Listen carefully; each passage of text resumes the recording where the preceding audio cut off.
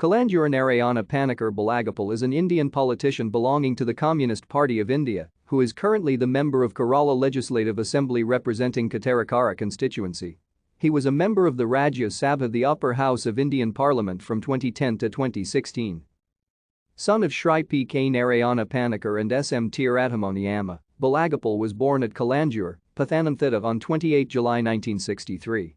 Balagopal is an M.Com, LL.B, LL.M graduate as well as a social and political worker. He married S.M.T. Asha Prabhakaran on 24 March 1999, and the couple have one son and one daughter. His brother Kalanjoor Madhu is one of the director board members of NSS leadership. He entered politics through Students' Federation of India and held positions such as district president, state president, and All India president of SFI and IFI. He was also the president of Kerala University Employees Confederation and a member of Student Syndicate, Kerala University.